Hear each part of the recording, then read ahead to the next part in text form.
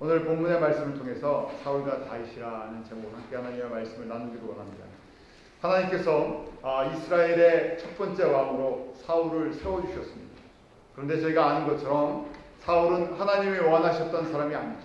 사람들이 보기에 좋았던 사람이고 사람들이 원했던 왕입니다. 하나님은 이스라엘 가운데 왕이 세워지기를 원하셨습니까? 원치 않으셨죠. 왜 그랬습니까? 하나님께서 여호와께서 이스라엘의 영원한 왕이시기 때문입니다. 저희는요 세상 속에 살면서 세상의 것 영향을 받고 살고 있습니다. 세상 속에서 태어났고요. 세상 속에서 살아가죠. 그래서 저희가 믿음이 있다 생각하지만 온전한 믿음을 이렇게 갖는 것이 쉽지가 않습니다. 왜냐하면 세상의 것에 의해서 저희도 모르는 사이에 반응하기 때문에 그렇습니다. 내가 반응을 하려고 하지 않아도 내 몸이, 내 생각이, 내 마음이 세상의 것에 대해서 쉽게 반응합니다. 그런데 하나님의 말씀에 대해서는 저희가 쉽게 반응이 안 돼요. 왜냐하면 말씀에 반응하는 것, 그것이 바로 믿음의 훈련이기 때문에 그렇습니다. 성숙하다, 믿음이 좋다 하는 것은 내가 말씀에 따라 반응을 하는 것입니다. 하나님의 말씀에 빨리 반응하는 것, 그것이 우리가 믿음이 성장하는 것이고요. 성숙한 믿음이고 세상의 환경에 빨리 반응하는 것은 우리 안에 믿음이 적든지 없다는 그런 증거죠. 오늘 저희가 말씀을 통해서 발견하는 것, 하나님은 항상 하나님의 구원의 뜻을 이루어 나가야 하려고 하시는데요. 사람들은 큰 그림을 보지 못하고요. 내 눈앞에 있는 문제만을 봅니다. 사울에게 믿음이 적었기 때문에 그에게 하나님 나라를 큰 것을 보는 그런 믿음의 안목이 없었기 때문에 사건을 통해서 하나님을 알고 하나님을 배워나가는 것이 아니라 당장 급급한 대로 일처리를 해나갑니다. 사울은요 하나님께서 이제 40세 왕이 되게 하셨죠. 오늘 13장에 보면 그가 40세 왕이 됐습니다. 참 처음에 시작할 땐 겸손했던 사람이죠. 그러나 40세 왕이 되고 하나님께서 전쟁에 승리케도 해주십니다. 잘 다스리게 해주셨습니다. 백성들이 원했지만 하나님이 그렇게 기뻐하시지 않았지만 하나님의 백성에게 다스릴 수 있는 모든 것을 허락해 주셨습니다. 우리의 믿음도 마찬가지예요. 우리의 믿음이 작지만 하나님께서 다양한 것도 우리에게 베풀어 주십니다. 그런데 정말 이 사람이 믿음이 있나 없나는요 우리가 두 가지 사건을 통해서 알 수 있습니다. 첫째는요 고난이 왔을 때, 어려움이 왔을 때 어떻게 반응하냐 하는 것입니다. 또 한 가지는요 잘 될 때, 형통할 때, 모든 것이 만족스러울 때, 그때 또 어떻게 반응하느냐 하는 것입니다. 가장 나쁠 때와 가장 좋을 때, 우리 개인의 인생도 그렇고 공동체도 그렇습니다. 그럴 때 내가 어떻게 반응하느냐에 따라서 이 사람이 진짜 믿음의 사람인가, 믿음에 없는 사람인가. 왜냐하면 하나님을 기쁘시게 하려면 무엇이 있어야 되기 때문에 믿음이 있어요. 하나님의 영광을 돌리기 위해서는 저희 가운데 믿음이라는 것이 필요합니다. 그 믿음은 추상적인 것이 아니라 하나님께서 그 아들 예수 그리스도를 통해서 이 땅 가운데 구원을 베푸시는 하나님의 나라가 완전히 이루어질 것이라는 우리 예수 그리스도를 통해서 이루어지는 하나님의 나라에 대한 분명한 믿음이 이 큰 그림을 갖고 움직여 나가는 것입니다. 첫 번째 오늘 사울에게 도전이 왔습니다. 그 도전은요 하나님께서 시험하시는 것입니다. 궁극적으로 저희 인생 속에서 결국 믿음의 이 모든 여정인데요. 믿음의 과정인데 좋은 일이든 나쁜 일이든 나에게 어려움이 있던 내가 또 잘 되던 결국 하나님께서는요 이 모든 과정을 통해서 우리에게 믿음의 훈련을 시키기를 원하십니다. 오늘 본문 13장에 보면 블레셋과의 전쟁이 시작이 됐습니다. 사울의 아들 요나단이 블레셋을 침으로 말미암아 블레셋 사람들이 전쟁 준비를 하고 모여들죠. 5절 말씀에 보면 그 숫자가 얼마나 많은지 병거만 3만이고 마병이 6천이다. 먼저 이 사실을 아셔야 되는데요. 그 당시 블레셋은요 철기 문화를 받아들였던 것입니다. 그리고 아직 이스라엘은 철기 문화를 받아들이지 못했어요. 오늘 본문 속에서도 19절에 보면 이스라엘 온 땅에 철공이 없어졌으니 라는 말씀이 있어요. 이스라엘 사람에는요 철을 다룰 수 있는 사람이 없습니다. 그러니까 전쟁으로 얘기하면요 무슨 전쟁이에요? 철과 놋전쟁이고요. 무기와 이 농기부의 전쟁이, 그 전쟁이 되지를 않죠. 거기에다가 지금 몰려들었는데요. 이 병거, 그 다음에 마병, 완전히 지금으로 얘기하면요, 이 전투 기갑사단이죠. 이 탱크랑 기갑사단이 오고요. 여기는 뭘 갖고 있다고요? 곡괭이, 삽, 뭐 이런 거, 이런 거 갖고 어디, 이게 지금 뭡니까? 총이랑 이 낫 들고 전쟁한다는 얘기나 다름없습니다. 그러니까 찾아오는 것이 무엇이겠습니까? 앞에 셀 수 없는 병사들이 있고요. 뭐 탱크 부대, 무슨 부대 해갖고요. 부대가 다 차려져 있습니다. 들어오는 게 뭐겠습니까? 두려움이. 세상이 훨씬 커 보이고. 하나님이 원하신다면 전쟁이 일어나기도 전에 블레셋을 다 멸망시킬 수도 있어요. 하나님이 원하신다면 이스라엘에게 전쟁을 걸 엄두도 못 내게 만드시죠. 하나님이 허락해 주신 부분입니다.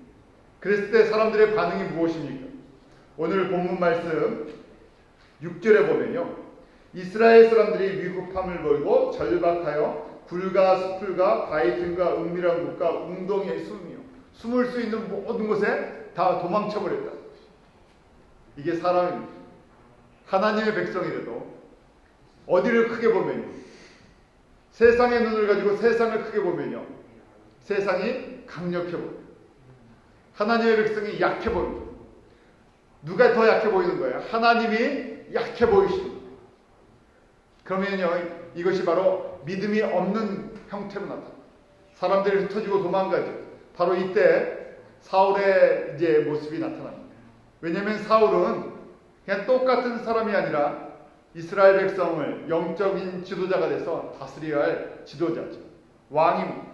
사람들에게 하나님을 의지하고 하나님을 바라보게 해줘야 되는데요. 급해졌어요. 그래서 생각해낸 것이 무엇입니까? 오늘 말씀해 보니까 무엇을 생각해냈어요? 9절에 보면 번제와 화목제물을 이리로 가져오라. 번제를 드려야 되겠다. 첫 번째, 사울이 잘못된 번제를 드립니다. 하나님께서 예배를, 제물을 받기 원하시는데요. 동기를 보십니다. 하나님은 항상 중심을 보십니다. 왜 번제를 드리고 왜 화목제물을 드리려고 했냐. 그런데 이 제물을 드리기 전에 하나님께서 사무엘을 통해서 주신 말씀이 있었어요. 사무엘이 올 때까지 기다리라. 저희는요, 우리의 방법으로 신앙생활을 할 때가 있어요. 뭐 이렇게 하면 하나님이 기뻐하시겠지, 저렇게 하면 하나님이 기뻐하시겠지. 그런데요, 그 안에 깊은 동기 보면 내 욕심을, 내 유익을, 나의 이익을 챙기기 위해서 하나님 앞에 그렇게 섬기려고 하는 모습이 있습니다. 하나님은 물론 우리의 예배와 우리의 찬양과 우리의 기도를 받아주세요. 그런데 그 안에 동기가 무엇이냐는 것이. 처음에는 다 개인적인 동기를 가지고 나오죠. 이스라엘 사람들이 하나님을 알지 못할 때는 개인적인 동기로 나왔습니다. 그런데 왕까지도 똑같은 개인적인 동기. 목적이 무엇이었습니까? 왜 번제를 드렸습니까? 번제는 원래 누가 드려야 됩니까? 제사는요. 제사장이 드려야 돼요. 근데 급했어요. 사람들이 다 흩어지고 도망가니까요. 사람들이 도망가는 걸 보면서야 어떻게 하든지 사람들을 모아야 하기 때문에. 하나님을 의뢰하고 하나님을 신뢰하고 하나님 앞에 영광 돌리기 위한 것이 아니라 내가 이 사람들에게 만족을 줘야 되겠다. 이 사람들을 내 어떻게 하든지 이 제사라는 것을 통해서, 예배를 통해서 사람들의 관심을 나에게로 집중시켜야 되겠다 하는 그런 잘못된 동기를 갖고 있었죠. 왜 이런 행동을 했을까? 결국 사울의 믿음이 없기 때문에, 적기 때문에 그렇죠. 하나님을 신뢰하지 못하기 때문에, 하나님의 말씀을 의지할 수가 없습니다. 저희가 항상 위기 때 믿음이 나타난다 그랬죠. 위기 때, 나에게 공고가 찾아왔을 때, 역경이 찾아왔을 때, 힘들 때 내가 하나님의 말씀을 의지할 것인가, 아니면 세상적인 방법으로 위기를 극복해 나갈 것인가 하는 것이. 세상 사람들은 세상의 지혜를 가지고 위기를 극복해 나갑니다. 그런데 저희는요, 누구를 신뢰한다고요? 하나님의 신실하심을 신뢰하는 것입니다. 하나님께서 이스라엘에게 생명을 주셨고요, 나라를 주셨고요, 원치 않으셨지만 사람들이 원할 때 왕도 주셨어요. 이 모든 과정을 통해서 너희는 누구를 알라고요? 나 여호와가 누구신지를 좀 알라 하는 것이, 나를 의지해 바라는 것이. 우리가 믿음이 없으면요 기다리지 못합니다. 하나님의 말씀을 신뢰하지 못하면요 저희가 인내할 수가 없어요.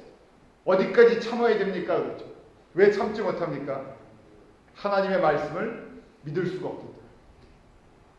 그래서 저희가 위기와 곤란함과 공고함을 통해서 하나님께서 우리의 믿음이 얼마만큼의 분량을 갖고 내가 하나님과 교제하고 있는가, 넓게 보면요 결국 우리의 인생이라는 것은 모든 환경 속에서 하나님이 누구신지를 알고 배우고 닮아가는 그런 과정입니다. 그래서 사랑하는 사람들에게 하나님께서 시련을 허락하세요. 시련 자체를 좋아하는 사람 아무도 없습니다. 그런데 시련이 있음으로 말미암아 저희가 하나님이 누구신지를 배울 수 있습니다. 사울이 지금 당장 이제 생각이 변했어요. 그가 처음에 왕이 됐을 때는 나 같은 사람이 무슨 왕이 되겠습니까? 그랬지만 지금은요 자기의 왕권에 초점이 맞춰져 있습니다. 내 이 왕권을 어떻게 유지할 것인가. 그 다음에요 하나님을 의지하는 것보다 누구를 의지하기 시작해요? 사람들을 의지하기 시작해요. 이 사람들이 있어야 내가 전쟁을 치를 텐데 하는 것이죠. 앞에 수만의 그 병거와 마병, 그 다음에 백성들, 그 블레셋 군인들을 보면서요 우리가 숫자가 맞아야 전쟁을 치른다는 것이. 저쪽에서 전차를 갖고 있으면 우리도 전차를 갖고 있어야 되고요. 저쪽에서 마병을 갖고 있으면 우리도 마병을 갖고 있어요. 하나님이 빠져버린 상태죠. 전쟁은요 하나님의 백성들에게 전쟁은 하나님을 의지하고 신뢰하는 과정입니다. 왜냐하면 승리는 하나님께서 이미 허락하시는 것이거든요. 우리도 마찬가지입니다. 우리가 예수 그리스도를 믿고 바로 그 예수 그리스도를 믿는 순간부터 우리는 복받은 인생이 되죠. 왜냐하면 우리는 이 땅에서뿐만이 아니라 어디까지? 영원한 하나님의 나라까지 생명이 보장되어 있는 사람. 이 땅에서 주님을 열심히 섬기면요 어디서 상을 받는 사람들입니까? 썩어질 것을 들여서요 썩지 않는 것을 받는 사람. 그런데 자꾸만 시간이 지나면요 우리에게 주신 하나님의 그 은혜를 잊어버리고요 무엇으로 바꿔버려요? 하나님의 영원한 나라, 하나님이 주신 영원한 상급, 영원한 사랑을 대신해서요 영원한 것을 팔아서 이 땅의 것을 구합니다. 오늘 이 말씀을 통해서 이 사울은요 하나님이 주시는 영원한 것을 팔아서요 세상에 이 지금 당장의 위기를 극복하려고 했어요. 자기의 순간적인 지식으로, 지혜로. 그래서 하지 말아야 할 일까지 하죠. 분명히 할 얘기는 있죠. 사울이 사무엘이 찾아왔을 때 뭐라고 얘기해요? 사람들은 떠나고 전쟁에 이렇게 하면 누구랑 싸웁니까? 누가 이 사람들이 다 떠나면 어떻게 전쟁에 이길 수 있겠습니까? 사람들의 마음을 잡기 위해서 이렇게 했습니다. 변명을 하죠. 이 사건으로 인해서요 사울은 모든 것을 잃어버립니다. 당장 순간에 사람들의 마음을 사로잡아서요 전쟁을 치려고 했던 이 사건으로 인해서 사울은요 자신의 왕권을 잃어버리죠. 오늘 본문 말씀에 13절 말씀이죠. 여호와께서 이스라엘 위에 왕의 나라를 영영히 세우셨을 것이었나요? 순종했다면, 하나님을 신뢰했다면 다윗 왕조가 아니라 무슨 왕조요? 사울 왕조가 이어질 거라고. 저희가 사울을 보면서 아유 미련하다 그러죠.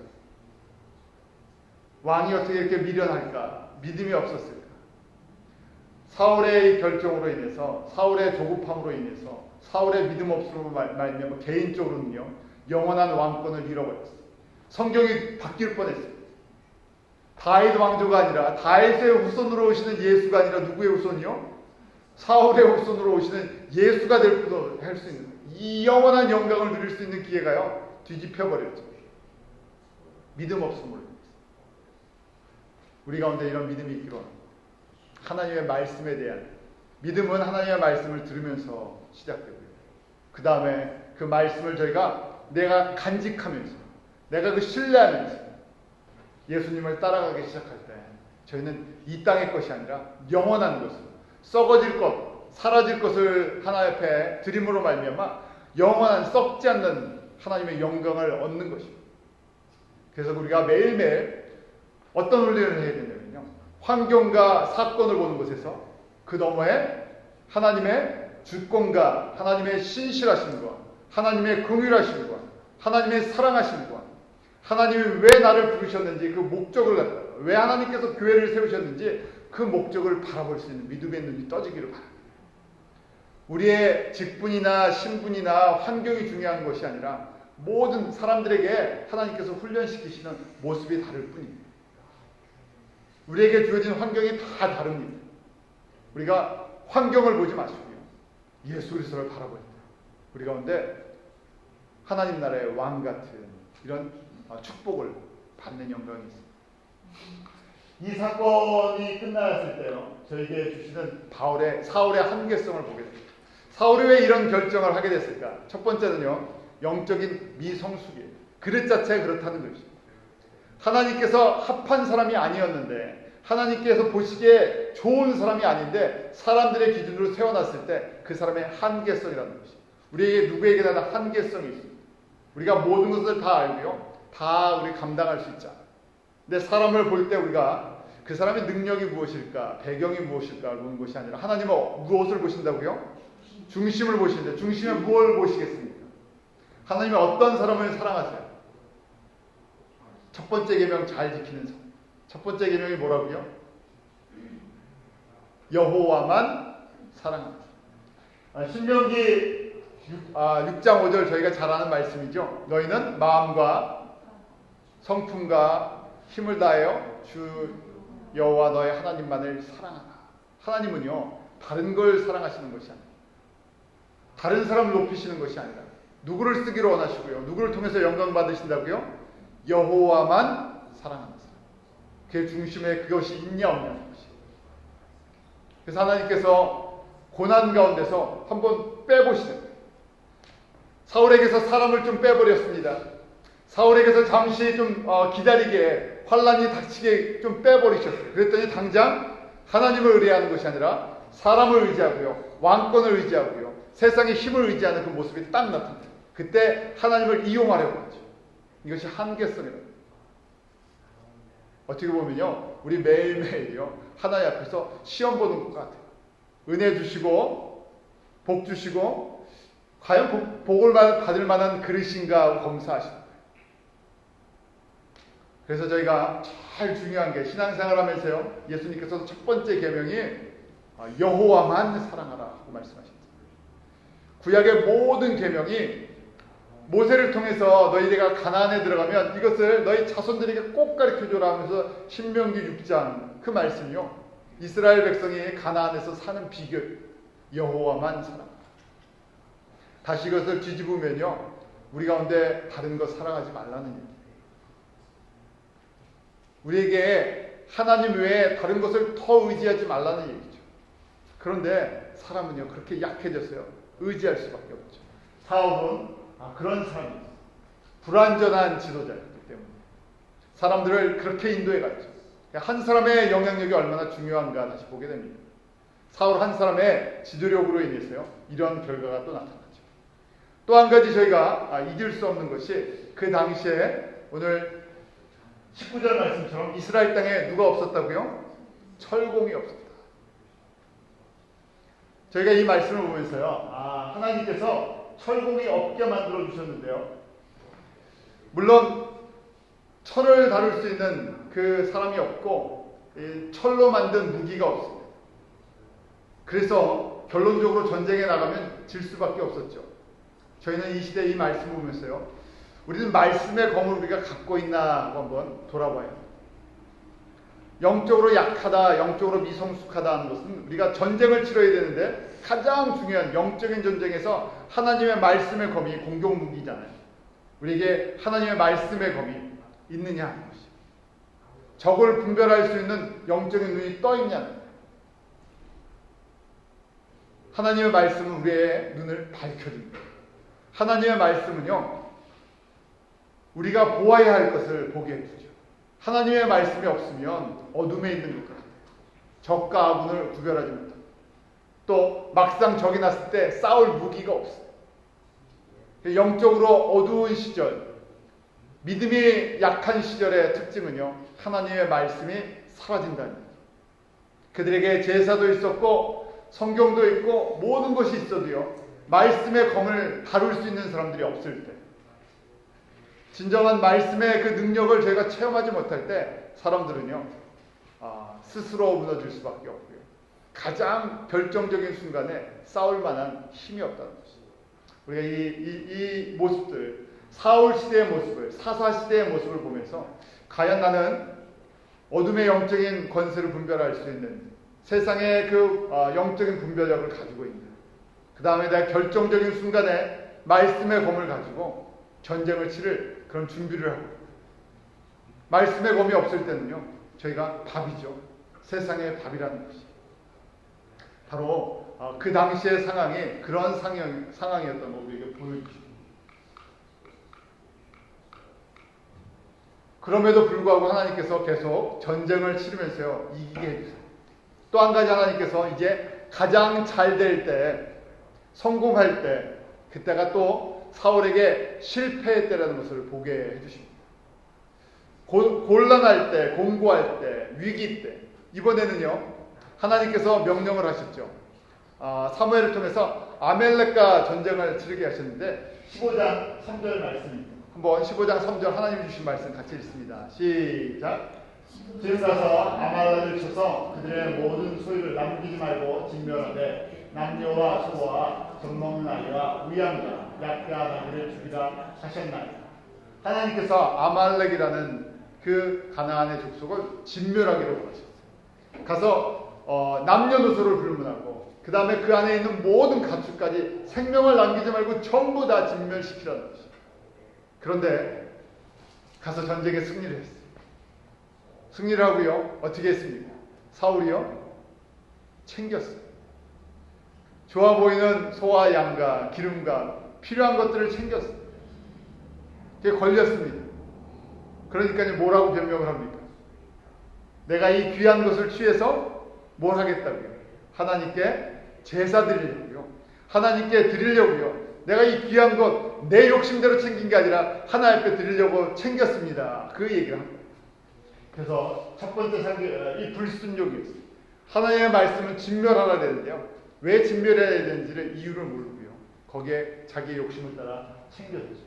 15장 9절 말씀인데 우리 한번 같이 읽습니다. 시작. 사울과 백성이 다 각각 그 양과 소의 가장 좋은 것 또는 기름진 것과 어린 양과 모든 좋은 것을 남기고 진멸기를 즐겨하냐고, 가치 없고 낮은 것은 진멸하냐.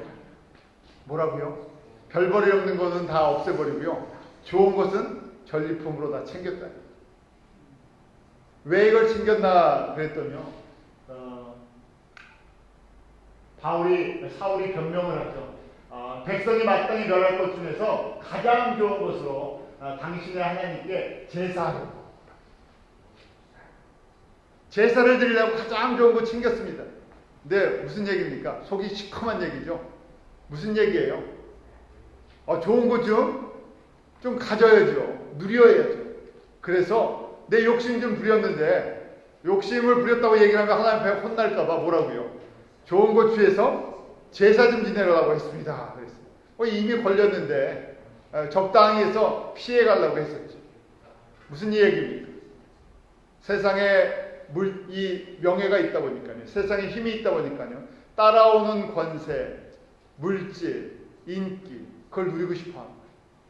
사람은요, 이 사람이 진실한가, 이 사람이 진짜 믿음의 사람인가 할 때 또 한 가지 실현하는 것이, 하나님이 시험하시는 것이 잘 되게 해주시고 복을 한번 줘보시는, 세상의 것을 줘보시는 거예요. 어떻게 쓰나 하는 것이죠.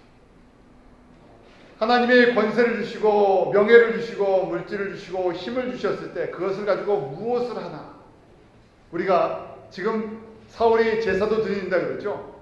예배 형식도 있고 다 있다는 것입니다. 그런데 이 마음에 뭐가 있다는 것입니까? 뭘 사랑한다? 물질을 사랑한다. 자기의 권세를 가지고 물질을 사랑하는 것이 보인다는 거예요. 왜냐하면 보통 사람들이 그러면 하나님께서 그냥 넘어가실 수도 있죠. 누가요?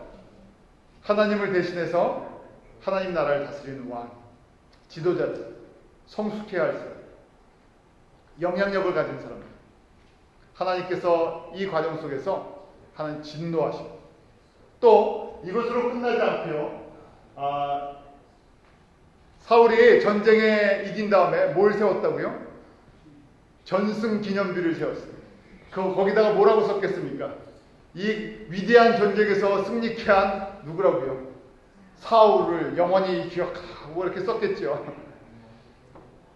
이게 바로 세상 사람들이 갖고 있는 그런 모습입니다. 왕이 됐으니까요, 사람들에게 내 이름을 기억시키고 싶어요. 너희들 이렇게 승리하게 된 거 누구 때문이냐고 그렇게 말할 때요, 누구 때문이라고? 사울 때문이라고. 이게 그렇습니다. 사람들이 잘 되면요, 누구 때문이라고요? 나 때문에. 잘 못 되면요, 다 남의 탓이에요. 그래서 영광은 내가 누리려고 하고요, 뭐는 안 지려고 해요? 십자가는 안 지려고 해요. 누가요? 하나님의 복을 주는 사람들이 이런 약점을 갖고 있다. 그 안에 무엇이 있기 때문이에요? 내 안에 내가 있기 때문에. 항상 내 안에, 우리가 사울이요, 처음에는 자신이 굉장히 작았어요. 겸손했죠. 그러다가 힘이 생기고요, 인기도 생기고 권세도 생깁니다. 하나님께서 이렇게 연약한 사울에게요, 승리도 허락해 주세요. 큰 전쟁에서 승리를 하게 했습니다. 백성들이 거기서 전리품도 얻어요. 나를 기억하라. 나와 같은 위대한 왕이 어디 있을까? 하나님이 이 일로 얼마나 실망하시겠어요. 왜냐하면 이스라엘의 왕은 궁극적으로 누구를 보여주기 위한 것입니다. 하나님을 보여주기. 우리 성도들의 삶도 그렇고요, 교회들도 그렇고요, 모든 것이 그렇습니다. 우리가 연약할 때나 강할 때나, 우리가 부유할 때나 가난할 때나, 형통할 때나 고난이 있을 때나, 우리 모든 것을 통해서 누구의 이름이요? 여호와의 이름이 나타나기로 합니다. 근데 사람은 꼭 등산 가서 바위에 이름 새기죠. 어디 뭐 유명한 데서 내 이름 새기고. 또 저희는 교회 헌금 봉투에 헌금에 이름 안 써드리는데요, 꼭 헌금에 이름이 들어갔냐 안 들어갔냐, 그래서 주보에 나오느냐 안 나오느냐, 내 이름이 들려지느냐 안 들려집니다. 내가 교회에서 인정을 받느냐 받지 않느냐, 그런 거예요. 나에게 초점이 맞춰져. 내가 과연 인정을 받는 것이냐 아니냐 하는 것입니다. 우리의 이 관심이요, 주님께로 바뀌는 것. 우리가 잘 될 때, 정말 나는 사라지고요, 누구만요? 예수입니다. 그러니까 잘 될 때 지혜로운 사람은 어떤 사람이에요? 숨는 사람. 사울이 왕이 될 때 숨어버렸죠. 처음부터 끝까지 저희는요, 하나님의 영광이 나타날 때 숨는 사람이 돼요. 나는 없기 때문에. 그것이 하나님이 원하시는 사람이죠. 사울은 이렇게 거짓말과 변명과 자기의 욕심을 이야기할 때 그 유명한 이야기를 하나님께서 말씀하십니다.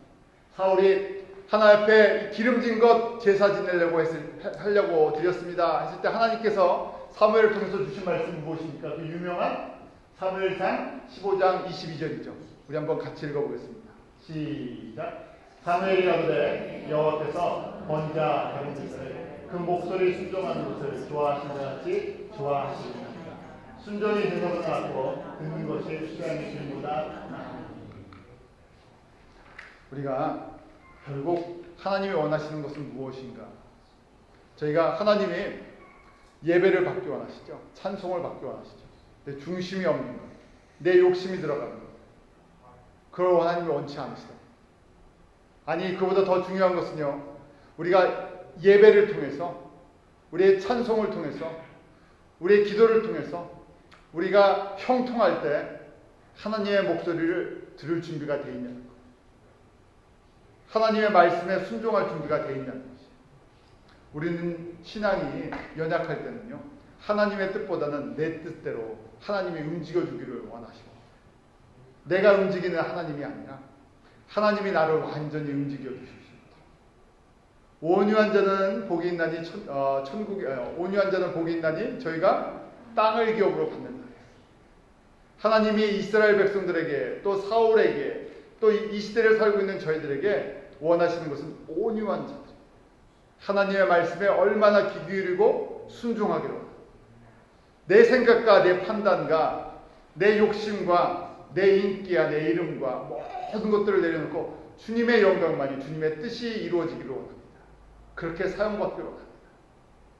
그런 사람들에게 하나님께서 가나안 땅을 주신 것처럼 우리에게 영적인 기업을 주시기로 약속하신 것이죠. 그래서 저희가 초점이 바뀌어지기로 합니다. 얼마나 잘 꾸며진 예배나 예배의 순서와 형식이 중요한 것이 아니라 예배를 통해서 궁극적으로 원하시는 것이 무엇인가? 우리가 예배의 승리, 예배에 성공한다는 것, 믿음에 성공한다는 것은 사실은요, 예배당 문 밖에 나갔을 때부터 나타나기 시작하는 것이죠. 지금 저희가 잘 듣고요, 하나님의 말씀을 잘 듣고 이 문 밖에 딱 우리가 축도로 예배를 마친다는 것이 사실은 우리의 삶의 예배의 시작이나 다름없는 것입니다. 그때부터 나는 누구의 말씀을 따라 움직여 나갈 것인가? 그냥 주일날 한 번 듣는 설교로 그냥 듣고 버려버릴 것인가? 아니면 내가 하나님의 말씀을 듣고 내가 이 예배당 문 밖을 나가는 순간부터 내가 순종하고 따라갈 것인가? 하나님은 지금도 하나님의 말씀에 순종하는 자를 찾고 계십니다. 우리 한 사람 한 사람의 삶이 삶의 모양이 다 다르잖아요. 교회의 모습도 다 다르고요. 이 땅에 사는 70억의 사람들이 다 다릅니다. 하나님께서 다양성 속에서 우리 한 사람 한 사람의 가장 적합한 훈련의 여건들을 마련해 주셨어요. 그러니까 내 환경이나 내 조건을 불평할 이유가 없어요. 우리에게 가장 좋은 곳으로 사실은 준비해 주시고요. 내 하나님의 말씀에 우리가 순종하느냐 순종하지 않느냐, 하나님의 뜻에 초점을 맞추느냐 맞추지 않느냐, 그걸 보고 계시라는 것이죠. 그래서 저희가요, 믿음은요 바로 예수님께 초점을 맞춥니다. 나는 점점 작아지고 누가 커지는 거예요?